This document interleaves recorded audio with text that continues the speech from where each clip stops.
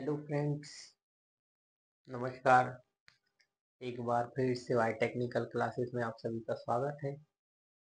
आज हम चर्चा करेंगे रेफ्रिजरेटर में क्या क्या फॉल्ट आते हैं उसके बारे में देखेंगे आज। इससे पहले जो है रेफ्रिजरेटर की हमने पूरे पार्ट्स के नाम और उनके काम देखे थे इससे पहले वाली क्लास में। आज की क्लास में हम देखेंगे कि रेफ्रिजरेटर के अंदर क्या क्या फॉल्ट आते हैं और इनका क्या निराकरण है, हम इन्हें कैसे सही कर सकते हैं। क्योंकि आज के टाइम में लगभग हर घर में रेफ्रिजरेटर है, सबके घर में फ्रिज होते हैं और इलेक्ट्रॉनिक इक्विपमेंट है, तो कुछ ना कुछ फॉल्ट्स इसमें आते ही रहते हैं आए दिन। तो हम वीडियो को आगे बढ़ाते हैं। रेफ्रिजरेटर ये कल हमारा कंप्लीट हो गया था। अब देखते हैं इसके फॉल्ट्स। तो इसके मुख्यतः तीन फॉल्ट्स होते हैं। कितने फॉल्ट्स होते हैं? तीन। पहला होता है लो कूलिंग। हमने देखा अक्सर हमारा रेफ्रिजरेटर कम कूलिंग करता है। दूसरा होता है नो कूलिंग, मतलब कूलिंग ही नहीं करता, रेफ्रिजरेटर चल रहा है लेकिन कूलिंग नहीं कर रहा है। और तीसरा होता है हाई कूलिंग। क्या होता है तीसरा? High cooling. तो हम तीनों को एक एक करके समझेंगे कि किस फॉल्ट में क्या क्या रिएक्शन होता है और हम में उसमें कैसे सुधार कर सकते हैं और हम उस कैसे पता करें कि नो लो कूलिंग है तो इसमें किस कारण से लो कूलिंग हो रहा है। चलो एक एक पॉइंट से हम कवर करेंगे। इससे पहले सबसे पहले मैं बता दूं, हो सकता है किसी कारणवश हमारे रेफ्रिजरेटर में मेन सप्लाई नहीं आ रही हो। क्या है? हमने रेफ्रिजरेटर ऑन किया, हमारा रेफ्रिजरेटर बिल्कुल भी ऑन नहीं हो रहा है, किसी भी टाइप का कोई लाइट ही ऑन नहीं हो रहा उसमें, ना तो उसका डोर लाइट जल रहा है और ना ही किसी टाइप की आवाज आ रही है। तो सबसे पहले तो हमने मेन सप्लाई को चेक करना है कि हमारे कंप्रेसर तक मेन आ रहा है या नहीं आ रहा है, मतलब कंप्रेसर के पास तक फेस और न्यूट्रल दोनों आना अनिवार्य है। वो हम किससे मदद से टेस्टिंग लैब की मदद से उसको हम चेक करेंगे। उसके बाद में अगर हमारा मेन आ रहा है अंदर लाइट भी जल रहा है रेफ्रिजरेटर के, लेकिन हमारा क्या है, रेफ्रिजरेटर कूल कर रहा है लेकिन कम कूलिंग कर रहा है, तो उसके क्या कारण हो सकते हैं? तो सबसे पहला कारण गैस्केट या रबर हार्ड हो जाना। हर एक रेफ्रिजरेटर के गेट में एक गैस्केट लगी होती है, एक रबर लगी होती है, सबको पता है, सबने देखी है। कुछ समय बाद 1 साल 2 साल या 3 साल, जैसे हमारा रेफ्रिजरेटर क्या है पुराना हो जाता है, तो जो गेट में उसके डोर में जो रबर लगी होती है ना, रबर इस प्रकार की, ये डायग्राम की मदद से आपको दिखा रहे हैं। इस प्रकार की ये जो रबर होती है, ये क्या ज्यादा टाइम होने के बाद में क्या है, हार्ड हो जाती है। कैसी हो जाती है? हार्ड हो जाती है। जैसे ही हम डोर को क्लोज करते हैं, डोर को पूरा बंद नहीं होने देती है। क्या नहीं होने देती है? बंद नहीं होने देती है। कॉर्नर पे जो है ज्यादा हार्ड हो जाती है, कॉर्नर पहले टच हो जाते हैं, बीच में कुछ स्पेस रह जाता है। क्या रह जाता है? स्पेस रह जाता है। और जब हमारा डोर पूरा बंद नहीं होगा तो क्या है, उसके अंदर जो कूलिंग करने के लिए एवोपरेटर लगा है, वो कूलिंग तो करेगा, लेकिन जब बाहर से एयर आती रहेगी तो उसको क्या है, पूर्ण रूप से कूलिंग नहीं कर पाएगा। क्या नहीं कर पाएगा? पूर्ण रूप से कूलिंग नहीं कर पाएगा। अंदर के एटमॉस्फेयर को वो पूरा क्या है, ठंडा नहीं कर पाएगा। क्यों? क्योंकि बाहर से एयर आ रही है, इसलिए वो टेम्परेचर मेंटेन नहीं होगा। और टेम्परेचर मेंटेन नहीं होगा तो हमारा क्या है, रेफ्रिजरेटर पूर्ण रूप से कूल नहीं कर पाएगा। नेक्स्ट आ जाता है हमारा थर्मोस्टेट वाल्व जो है, रॉन्ग पोजीशन। उसके अंदर एक थर्मोस्टेट वाल्व लगी होती है, हर एक रेफ्रिजरेटर के अंदर होती है। तो थर्मोस्टेट वाल्व की जो पोजीशन है वो रॉन्ग, उसका क्या है, सही जगह पे नहीं है ना। सबके लिए अलग अलग पोजीशन बनाई गई है, सर्दी के लिए अलग, गर्मी के लिए अलग, ठीक है, बारिश के लिए अलग। अगर हमारी थर्मोस्टेट वाल्व की पोजीशन सही नहीं है, अगर हमने उसको अधिक टेम्परेचर पे कर रखा है, तब भी क्या है, हमारी फ्रिज लो कूलिंग में रहेगी, कम ठंडा करेगी। क्या करेगी? कम ठंडा करेगी। उसके बाद तीसरा पॉइंट आ जाता है हमारा रेफ्रिजरेंट लीकेज। अगर बाय चांस जो हमारी ट्यूब है, जो हमारी कॉइल है, एवोपरेटर कॉइल हो या कंडेंसर कॉइल हो, दोनों में से कहीं से भी कोई लीकेज है गैस का, थोड़ा बहुत भी, तो उस समय भी क्या है, जब गैस लीक होगी तो गैस का सर्कुलेशन सही से नहीं होगा, साइकिल कंप्लीट नहीं होगी। और जब रेफ्रिजरेंट हमारा लीक हो रहा है तो हमारा साइकिल पूर्ण रूप से कंप्लीट नहीं होगा। और जब हमारा रेफ्रिजरेंट ही नहीं फ्लो होगा ट्यूब में, तो क्या है, उस टाइम भी हमारा क्या है, कूलिंग लो होगा। समझ आ गया? उसके बाद में ट्यूब ब्लॉक होना। जो हमारी ट्यूब है जिसमें रेफ्रिजरेंट फ्लो होता है, किसी कारणवश वो ब्लॉक हो गई, तो हमारा क्या है, रेफ्रिजरेंट आगे नहीं जाएगा, हमारी जो गैस है वो आगे नहीं जाएगी। और जब तक गैस का फ्लो नहीं होगा तब तक क्या है, वो हमारे अंदर के टेम्परेचर को मेंटेन नहीं कर पाएगा, और उसके कारण क्या है, हमारा लो कूलिंग होगा। लो कूलिंग के ये हमारे 4 पॉइंट यहाँ तक कवर हो गए। नेक्स्ट बढ़ते हम नो कूलिंग पर। ये हमारा क्या था, कम कूलिंग।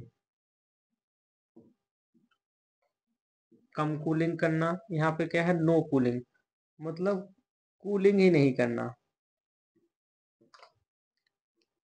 कूलिंग नहीं करना।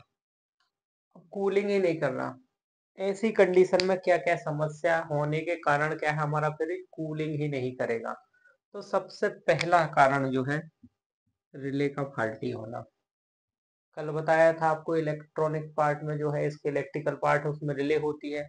अगर हमारी रिले फॉल्टी हो गई है, क्या फॉल्टी हो गई है, रिले, तो रिले फॉल्टी हो गई है तो हमारे कंप्रेसर को वो स्टार्ट ही नहीं करेगी। क्या नहीं करेगी?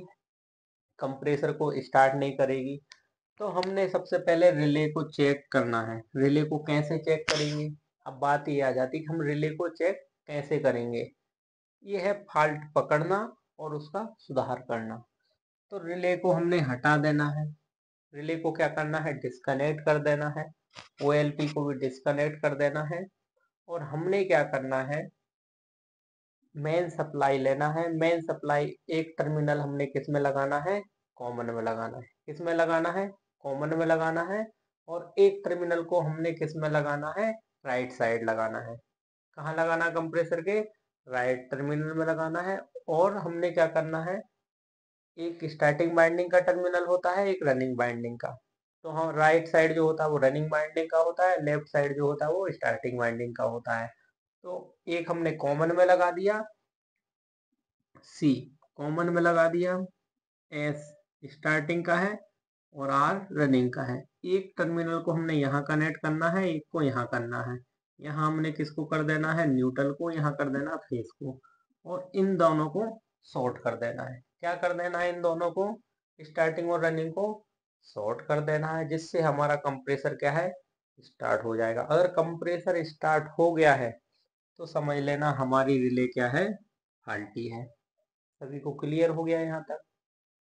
अगर रिले फाल्टी है तो हमने रिले को चेंज कर देना। रिले जो है 150 रुपए से, मतलब 80 रुपए से लेकर 150 रुपए तक की रिले आती है हमारी, किसी भी कंप्रेसर के अंदर लग जाती है।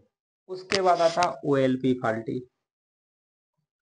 अगर ओएलपी फाल्टी हो गई है, अगर आपका डोर ओपन छूट गया है रेफ्रिजरेटर का, तो क्या है, उतने एरिया पूरा रूम के टेम्परेचर को मेंटेन करना पड़ेगा। कंप्रेसर आपका कंटिन्यू चलेगा, और कंटिन्यू कंप्रेसर चलने के कारण क्या है, आपकी ओएलपी ओवरलोड जो प्रोटेक्शन है डिवाइस, वो क्या है, फाल्टी हो जाएगी, बर्नआउट हो जाएगी। अब ओवरलेप आपका ओएलपी अगर फाल्टी हो गई तो आपका कंप्रेसर क्या है, कंटिन्यू चलता रहेगा।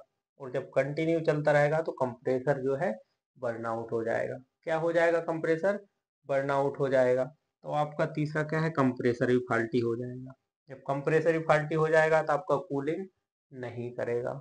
उसके बाद आ जाता है आपका चौथे नंबर पे, रेफ्रिजरेंट एम्प्टी। क्या है, रेफ्रिजरेंट एम्प्टी।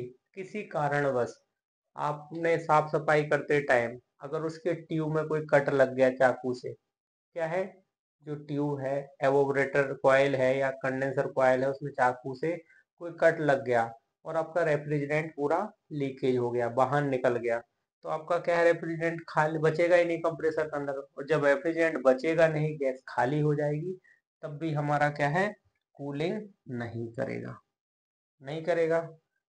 ट्यूब ब्लॉक होना, पांचवा पॉइंट। अगर हमारी ट्यूब पूर्ण रूप से ब्लॉक हो गई है, किसी कारण बस दाएं बाएं सरकाने में या कहीं शिफ्ट करने में ट्यूब पूर्ण रूप से ब्लॉक हो गई है, जब ब्लॉक हो गई है तो रेफ्रिजरेंट क्या है, आगे मूव नहीं करेगा, और मूव नहीं करेगा तब भी क्या है, कूलिंग हमारा रेफ्रिजरेटर नहीं करेगा। ठीक है। अब अगर हमारा कंप्रेसर फाल्टी है तो इसे कैसे चेक करें? कंप्रेसर अगर फाल्टी है, आप जैसे कंप्रेसर को ऑन करोगे, क्लैंप मीटर की मदद से आपने क्या है, इसके एक तार को क्लैंप मीटर के अंदर डालना है। उसके बाद आपने देखना है कि कितना लोड आ रहा है, क्या है, कितना लोड आ रहा है। अगर आपका लोड जो है 0.5 एम्पियर से 1 एम्पियर के बीच आ रहा है, मतलब आपकी मोटर जो है वर्क नहीं कर रही है, क्या है, आपकी मोटर वर्क नहीं कर रही है। और दूसरा क्या है, कंप्रेसर जब ऑन होता है तो एक आवाज भी करता है, थोड़ा सा नॉइज भी करता है। वो नहीं करेगा तो उससे पहले ही पता चल जाएगा, लेकिन कंफर्म करने के लिए आपने क्या करना है, क्लैंप मीटर की मदद लेना है, उससे भी पता चल जाएगा। रेफ्रिजरेंट एम्प्टी है, अगर आपका कंप्रेसर चल रहा है और उसमें रेफ्रिजरेंट नहीं है, तब भी आपका 0.5 एम्पियर से 1 एम्पियर के बीच ही लोड होगा, किसमें, क्लैंप मीटर में। तब भी समझ जाना कि हमारे रेफ्रिजरेटर के अंदर क्या है, रेफ्रिजरेंट गैस नहीं है। ट्यूब ब्लॉक है तो कैसे चेक करेंगे? ट्यूब ब्लैक है, आपका कंप्रेसर चल रहा है, कंप्रेसर क्या है, गैस को कंप्रेस कर रहा है, तो उसको क्या है, ताकत लग रही है, लेकिन वो कंप्रेस नहीं कर पा रहा है।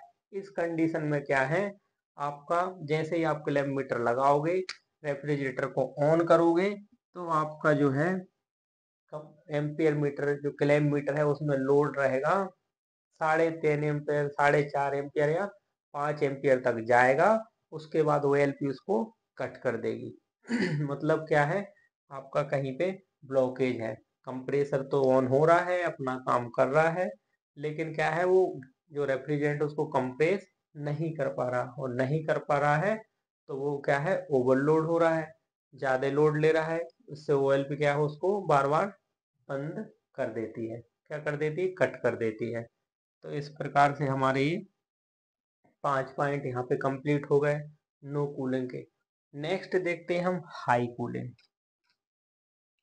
हाई कूलिंग का एक ही कारण होता है, क्या होता है, हमारे डोर भी बंद है, कूलिंग भी सही तरीके से हो रहा है, लेकिन जो थर्मोस्टेट वाल्व है वो अगर खराब हो गई है, क्या है, थर्मोस्टेट वाल्व अगर खराब हो गई है, अगर वो सेंस नहीं कर पा रही है, एवोपरेटर के टेम्परेचर को सेंस नहीं कर पा रही है, जब थर्मोस्टेट वाल्व एवोपरेटर के टेम्परेचर को सेंस नहीं कर पाएगी, तो क्या है, कंप्रेसर कंटिन्यू चलता रहेगा और रेफ्रिजरेटर को कंटिन्यू चिल्ड करता रहेगा। तो उसके लिए हमने क्या करना पड़ेगा, थर्मोस्टेट वाल्व को चेंज करना पड़ेगा, जो कि हमारी मार्केट में 150 से 200 रुपए के बीच में आती है। ये इतने ही फॉल्ट हैं जो कि एक रेफ्रिजरेटर के अंदर होते हैं, इससे ज़्यादा कोई फॉल्ट नहीं होता। बाकी गैस लीकेज हो जाना, उसके लिए हमने गैस अलग से फिलअप कराना होता है, जो कि मतलब बाजार में 600 से 700 रुपए में हो जाती है। बाकी इसमें जितने भी ये फॉल्ट्स होते हैं, थर्मोस्टेट वाल्व खराब होना, रिले खराब होना, OLP खराब होना, ये जितने भी फॉल्ट्स हैं, ये हमारे सब 200 रुपए से 300 रुपए के अंदर ही पूरे सही हो जाते हैं। बस हमको इसकी जानकारी होना चाहिए। अगर रेफ्रिजरेंट आउट हो गया है, रेफ्रिजरेंट नहीं है, तो रेफ्रिजरेंट भी जो है 350 से 500 के बीच में फिलअप हो जाता है। तो आज का ये हमारा टॉपिक था कि रेफ्रिजरेटर के अंदर क्या क्या फॉल्ट आते हैं और इनका कैसे हम निराकरण कर सकते हैं। आज की जो हम क्लास यहीं समाप्त करते हैं। मिलते हैं अगली वीडियो में किसी नेक्स्ट टॉपिक को लेके। तब तक के लिए बाय, टेक केयर।